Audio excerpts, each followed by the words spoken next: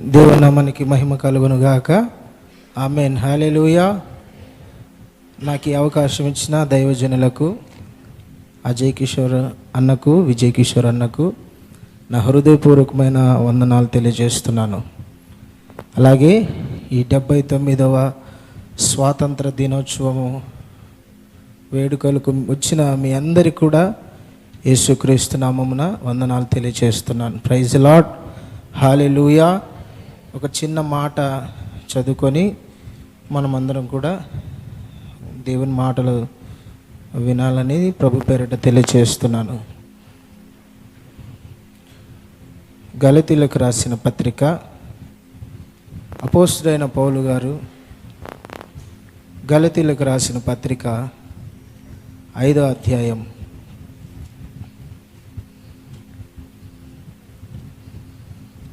1వ వచనాన్ని చదవాలని నేను తెలియజేస్తున్నాను.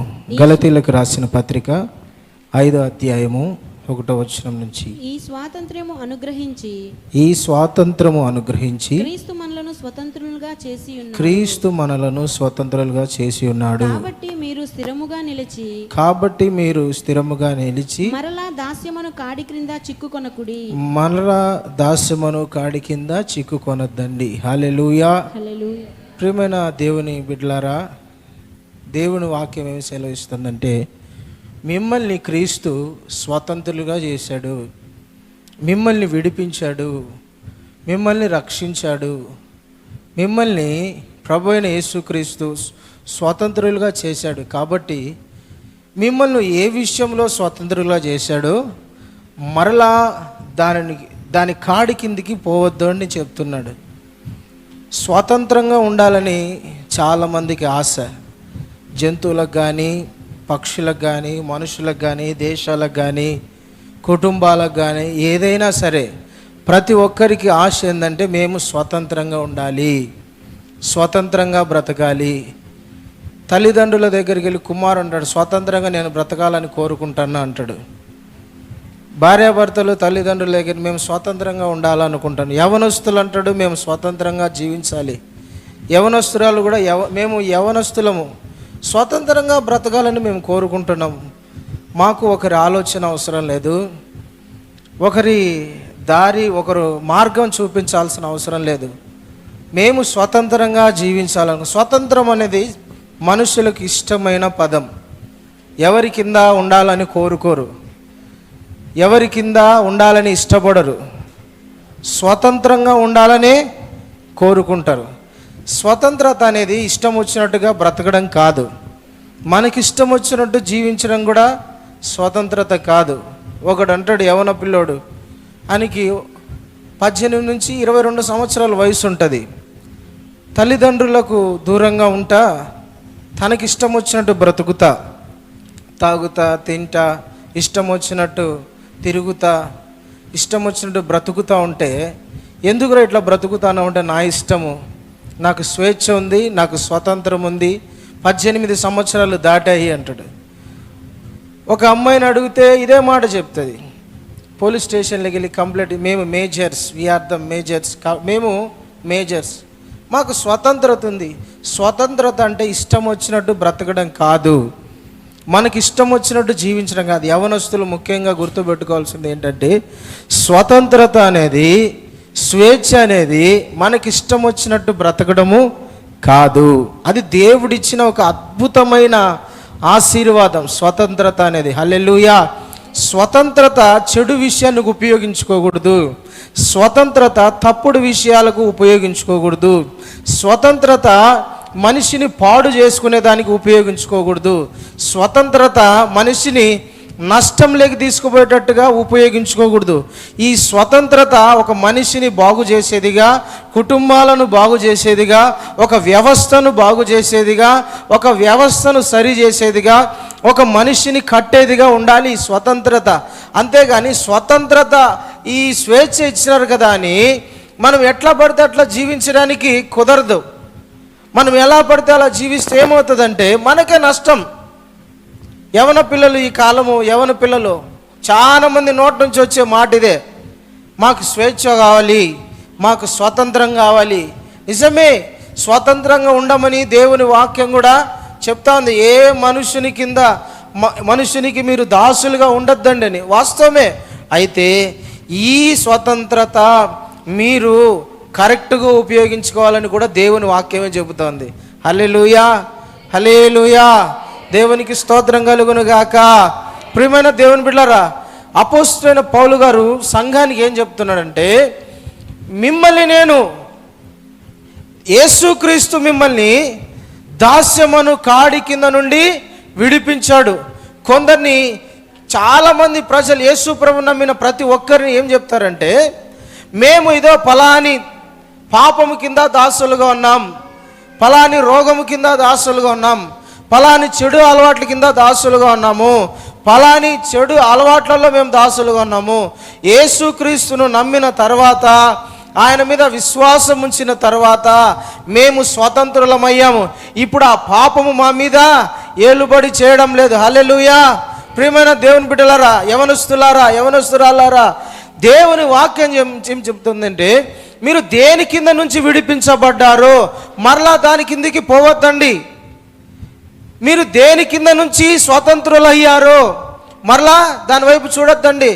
ఐగుప్తులో ఉన్న ఇజ్రాయెల్ ప్రజలు, ఐగుప్తులో నుంచి దేవుడు విడిపించిన ఇజ్రాయెల్ ప్రజలకు మనసంతా దేని మీద ఉందంట తెలుసునా? ఐగుప్తు మీదనే ఉంది. దేవుడు విడిపించారు వాళ్ళను. వాళ్ళు ఆ ఐగుప్తులో ఉన్నప్పుడు ఒకటే ఏడుపు, ప్రభువా ఈ దాసత్వం కింద, ఈ బానిస దరిద్రం కింద మేము ఉండలేకున్నాము. వీళ్ళు తిడతాన్నారు, కొడతాన్నారు, తన్నుతాన్నారు, చంపుతున్నారు, వీళ్ళకి ఇష్టం వచ్చినట్టుగా బ్రతకమని చెప్తున్నారు, బ్రతకకపోతే వాళ్ళకి ఇష్టం వచ్చినట్టు చేస్తున్నారు. ప్రభువా మేము ఇక్కడ ఉండలేకున్నాము, మాకు వాగ్దానం చేసావు కదా, పాలు తేనెలు ప్రవహించే దేశాన్ని ఇస్తానన్నావు కదా, అక్కడికి తీసుకుపో ప్రభువా అని వాళ్ళు నిర్గమకాండము 2వ అధ్యాయం 1వ వచనంలో ఆఖరి వచనాలలో ఉంటుంది.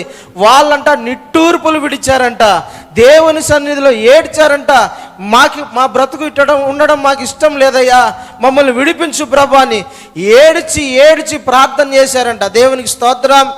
దేవుడు వారి ప్రార్థన విన్నాడు, వారి మొర విన్నాడు. ఇక్కడ ఉన్న చాలామంది జీవితాలలో ఏదో ఒక బానిసత్వం కింద ఉంటారు.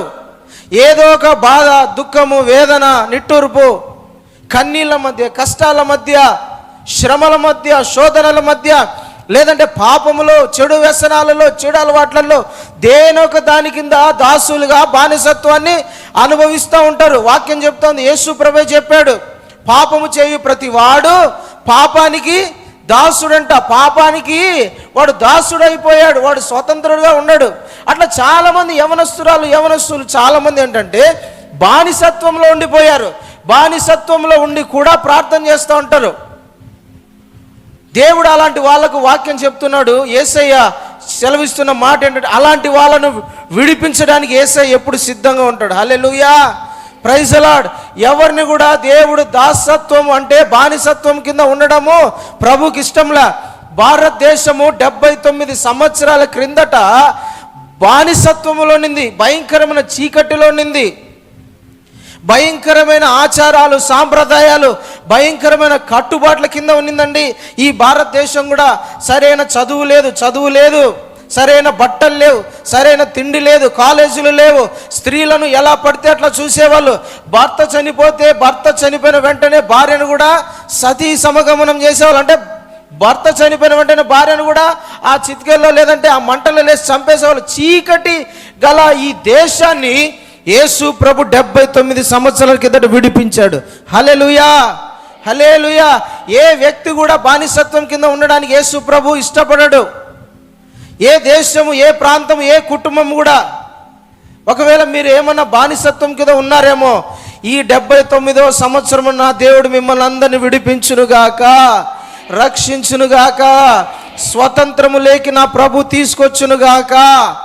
ఒకవేళ విడుదల పొందిన వాళ్ళకు దేవుడు ఏం చెప్తున్నాడంటే, మరలా మీరు దాస్యమును కాడి కిందికి పోవద్దండి. దాస్యమును కాడి కిందికి మరలా మీరు ఏది వదిలిపెట్టారో దాని వైపు మరలా చూడకూడదు. పాపములో నుంచి ప్రభు నిన్ను విడిచిపెట్టాడా? చీకటిలో నుండి నువ్వు బయటికి వచ్చావా? చెడు అలవాట్ల నుండి నువ్వు బయటికి వచ్చావా? చెడు వ్యసనాలలో నువ్వు బయటికి వచ్చావా? ఈ దరిద్ర బతుకు నాకొద్దు, యేసు క్రీస్తులో నాకు సంతోషం ఉందని బయటికి వచ్చావా? మరలా పాత జీవితాన్ని చూడకూడదంట. ఐగుప్తులో ఉన్న ఇజ్రాయెల్ ప్రజల్ని దేవుడు విడిపించాడు. 40 సంవత్సరాలు నడిపిస్తూ ఉన్నప్పుడు వాళ్ళకు స్వతంత్రత పొందారు. కానీ వాళ్ళ మనసు ఎక్కడుంది తెలుసునా? మనసంతా ఐగుప్తు మీదనే ఉంది. స్వతంత్రత పొందినా కూడా అదే బాగుంది, ఆ బతుకే బాగుంది, ఆ లోకమే బాగుంది, అక్కడే బాగుంది, మాకు ఇక్కడ బాగలేదు. ఏంది ఎప్పుడు చూసినా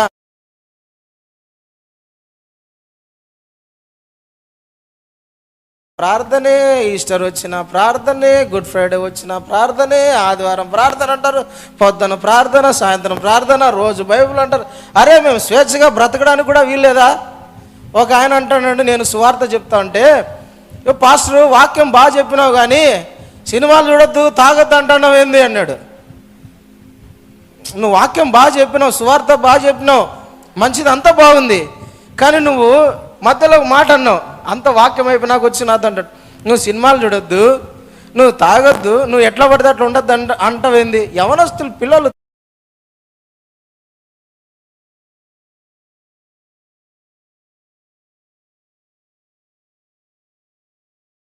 తాగాల, తిరగాల, దొరలాల, కింద పడాలి, ఎట్ట పడితే అట్లా బ్రతకాల. స్వతంత్రత అంటే అది కాదు. దేవుడు కోరుకునేదంటే పాపములో నువ్వు జీవించుకోకుండా ఆనందంగా ఉండు. ప్రైజ్ ది లార్డ్, హల్లెలూయా. ప్రియమైన దేవుని బిడ్డలారా, మనము ఎందులో నుండి బయటికి వచ్చామో మరలా దాని వైపు చూడకూడదు.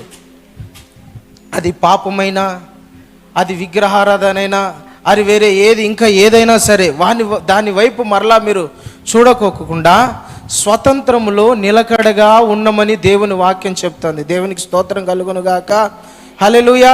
యవనస్తులు దేని కింద మీరు దాసులుగా ఉండకూడదు. ఎవరికి మీరు దాసులుగా ఉండకూడదు. ఒక సినిమా యాక్టర్కు, ఒక క్రికెటర్కు, లేదంటే ఒక రాజకీయ నాయకుడికి, లేదంటే ఒక వ్యక్తికి మీరు దాసులుగా ఉండకూడదండి. యవనస్తులు ఒక వ్యక్తికి ఎప్పుడు కూడా మీరు దాసులుగా ఉండకూడదు, మాట్లాడుకోకూడదు. ఒక వ్యక్తి కోసం ఎప్పుడు మిమ్మల్ని మీరు దూషించుకోకూడదు. ఒక వ్యక్తి కోసం ఎప్పుడు కూడా మిమ్మల్ని మీరు కించపరుచుకోకూడదు. మీరు ఎంతసేపు ఉన్నా కూడా క్రీస్తుని ప్రకటించే ఒక విశ్వాసంగా ఉండాలి. దేవుని వాక్యం ఏం చెబుతుందంటే బలవంతుని చేతిలో బాణములు వంటి వాళ్ళంట. ఎవరు? యవనస్తులు. ఈ కాలము మన కడప ప్రాంతంలో కానీ, మన ఆంధ్రాలో కానీ, మన దేశంలో కానీ ఎక్కడ చూసినా అఘాయిత్య,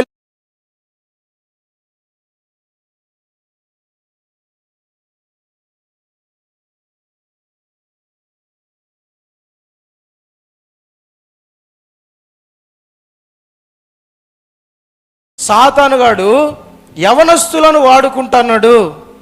మీరు గ్రహించాల దేవుని పిల్లలుగా. మీరు అవన్నీ గుర్తు. వాక్యం ఏం చెబుతుందంటే బలవంతుని చేతిలో బాణములు వంటి వాళ్ళంట. ఎవరు? యవనస్తులు. ఈ కాలము మన కడప ప్రాంతంలో కానీ, మన ఆంధ్రాలో కానీ, మన దేశంలో కానీ ఎక్కడ చూసినా అఘాయిత్య,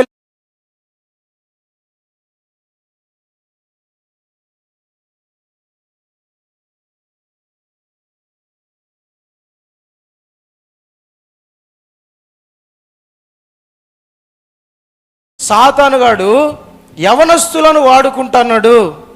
మీరు గ్రహించాల దేవుని పిల్లలుగా. మీరు అవన్నీ గుర్తు పెట్టుకోవాలి. సినిమా ప్రభావాల వల్ల చాలా మంది యవనస్తులు చెడిపోతున్నారు, యవనస్తురాలు చెడిపోతున్నారు. వీటన్నిటి నుండి విడిపించగలిగిన బాధ్యత ప్రభు అయిన యేసుక్రీస్తు మీ మీద పెట్టాడు. హల్లెలూయా, హల్లెలూయా. దేవునికి స్తోత్రం. యవ్వన వయసులో దేశమును ప్రభావం చేసిన దానియేలు, షడ్రకు, మేషకు, అబేద్నెగోలు వంటి వారు లేపబడాలి. ఎస్తేరు లాగా మరణ శాసనమును సహితము మార్చగలిగిన స్థాయిలోకి ఎస్తేరు లాంటి యవనస్తులు లేపబడాలి. బలమైన ఒక అభిషేకం కలిగి 1000 మందిని దౌడ ఎముకతో చంపిన ఒక సంసోను వంటి సంఘములలో లేపబడాల. దావీదు లాంటి శత్రువులను చిన్న వయసులోనే, యవన వయసులోనే దేశానికి విరోధంగా లేచిన దావీదు వంటి వాళ్ళు లేపబడాలని దేవుడు కోరుకుంటున్నాడు. కానీ నేటి సంఘాలలో మరలా దాస్యపు కాడి కిందికి వెళ్ళిపోతున్నారు. దేవుని చేతిలో బలంగా వాడబడాల్సిన యవనస్తులే, దేవునికి బలంగా ఉపయోగపడాల్సిన యవనస్తులే మరలా వాళ్ళు పాపములో, చీకటిలో, దరిద్రములో పడిపోయి దేవునికి దుఃఖాన్ని కలిగిస్తున్నారు. మరలా దేశము చీకటిలోకి వెళ్ళిపోవడానికి యవనస్తులే కారణమవుతున్నారు. కానీ దేవుడు కోరుకునేది ఏంటంటే యవనస్తులు వెలుగుచున్న, మండుచున్న దీపముగా మారాలని దేవుడు కోరుకుంటున్నాడు. హల్లెలూయా, హల్లెలూయా. ప్రతి సంఘములో అలాంటి వాళ్ళు లేపబడుదురుగాక, మన సంఘములో అలాంటి వాళ్ళు లేపబడుదురుగాక. దేవుడి వాక్యాన్ని దీవించి ఆశీర్వదించునుగాక. ఆమేన్. హల్లెలూయా.